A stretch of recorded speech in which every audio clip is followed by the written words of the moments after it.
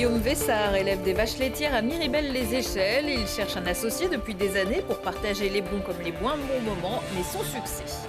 Dans le cadre de la Biennale des villes en transition, le Palais des Sports de Grenoble accueille samedi après-midi un battle avec les jeunes du projet Émergence.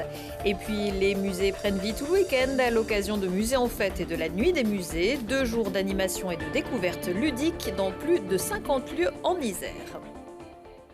Bonsoir à toutes et à tous, bienvenue dans ce JT du vendredi 16 mai 2025. Du lundi au vendredi à partir de 18h, l'essentiel de l'actualité du Grand Grenoble. Quand on est agriculteur, on ne compte pas ses heures. C'est le cas de Guillaume, qui élève des vaches en Chartreuse. Mais Guillaume pensait pouvoir lever le pied de temps en temps. Alors, dès son installation en 2005, il s'est mis en quête d'un associé. Et il attend toujours. Maxime Sonnen l'a rencontré. Que vont bien devenir nos exploitations agricoles ? Le chiffre est accablant. D'après l'INSEE, dans moins de 10 ans, 50% des agriculteurs français seront partis à la retraite.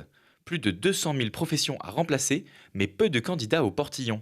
Comme en Chartreuse, où Guillaume, éleveur laitier, cherche un associé depuis maintenant 20 ans.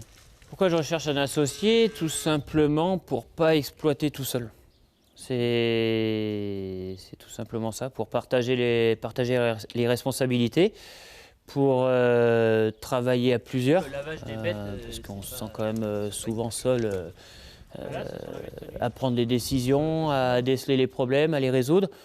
Après, ça peut être aussi intéressant de partager les bons moments. Voilà. L'exploitation de l'agriculteur a pourtant tout pour plaire.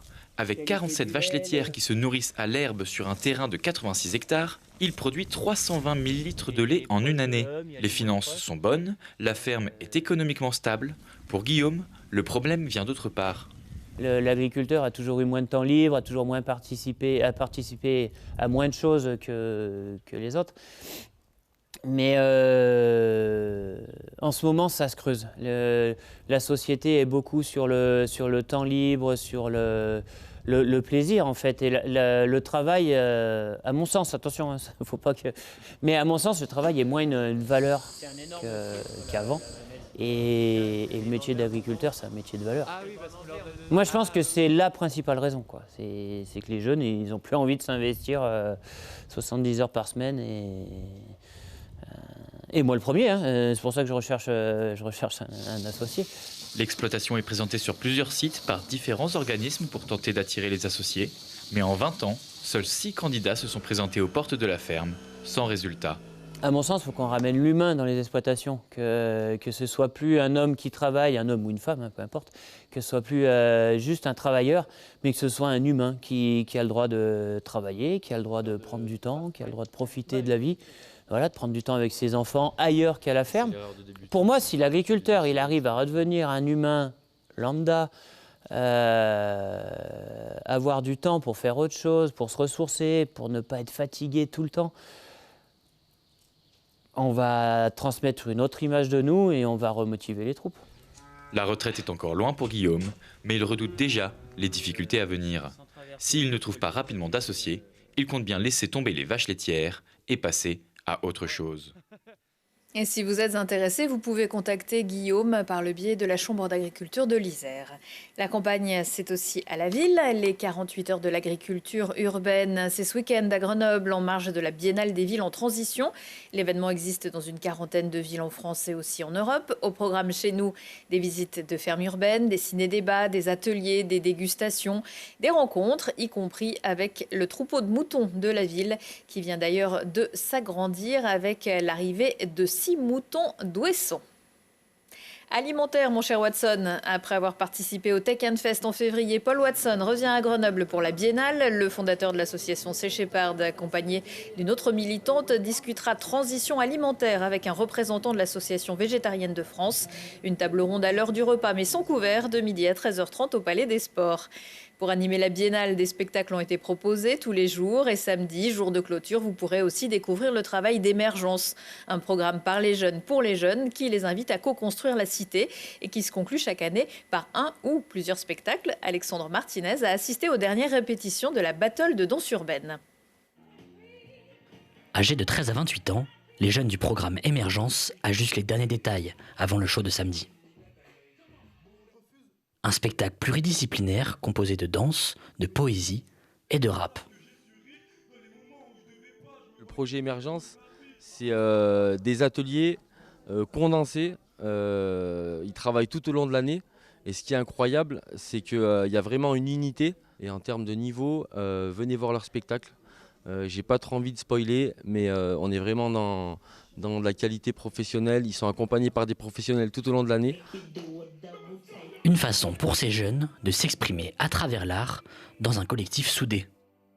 Moi j'aime trop parce que du coup on découvre des personnes à qui on n'aurait pas forcément parlé dans la rue et j'aime bien l'ambiance qu'il y a ici parce qu'en fait c'est très décomplexé, on fait un peu de théâtre, il y a des personnes qui font de l'éloquence, du rap, de la danse, du chant et il y a beaucoup de personnes qui font beaucoup de choses et j'aime bien voir ça, j'aime bien voir les gens s'exprimer dans l'art, je trouve ça hyper touchant. Mais avant le spectacle des jeunes d'Émergence, une battle de hip-hop professionnelle verra le jour.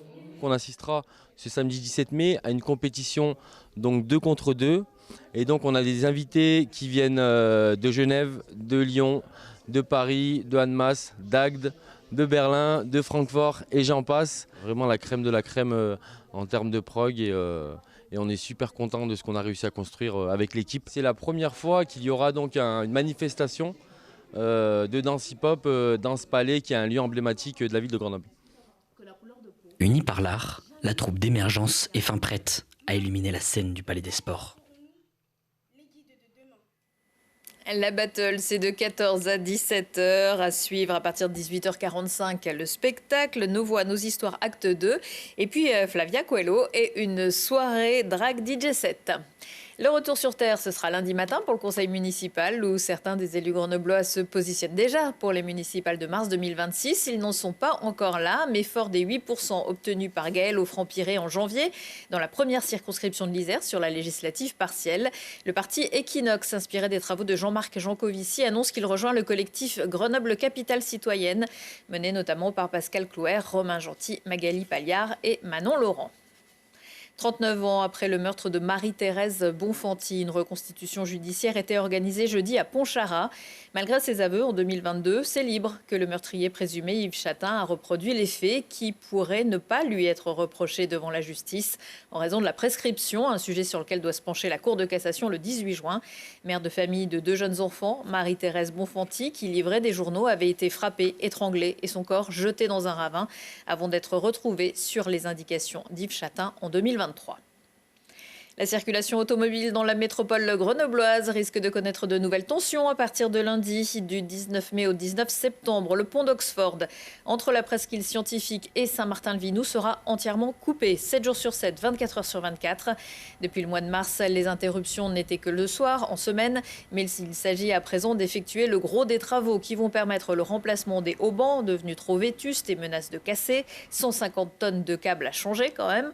Des déviations sont mises en place alors que cette entrée voit habituellement passer 12 000 véhicules par jour. Les piétons et cycles pourront néanmoins circuler du vendredi soir 18h au lundi 7h ainsi que les jours fériés. Après de nombreux départs à la fin de la saison, les Brûleurs de Loup doivent reconstituer une bonne partie de leur effectif. L'équipe championne de France de hockey sur glace vient d'annoncer l'arrivée d'une première recrue. Le défenseur finlandais de 27 ans, Juho Rantanen, avec son équipe d'Ilves Club de Tampere, il a atteint cette année la 2e place de la saison régulière du championnat national et jouera pour la première fois en France. À Grenoble, il portera le numéro 65. Tous en selle, c'est le retour des échappées iséroises du département de l'Isère. Le concept est simple, fermer la route aux voitures le temps d'une matinée pour permettre aux vélos, électriques ou non, et engins non motorisés, de profiter d'une montée à leur rythme et sans stress. Et en plus, c'est gratuit et un ravitaillement attend les plus courageux à l'arrivée. Dimanche, c'est la montée du col de Porte au départ de l'Esplanade qui ouvrira le bal de la 6e édition, un peu plus de 17 km et 1210 mètres de dénivelé. 6 échappées iséroises sont prévues cette saison. Bonne nouvelle, il va faire beau ce week-end pour ne pas hésiter entre balade au grand air et balade culturelle. 53 musées en Isère ouvrent leurs portes samedi en nocturne. Dans le département, la nuit des musées se double même de musées en fête pour en profiter samedi et dimanche toute la journée.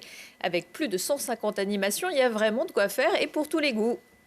Les musées du département de l'Isère ont accueilli plus de 480 000 personnes en 2024. Sur Musées en Fête, on travaille aussi avec des musées partenaires dans les communes, dans les intercommunalités.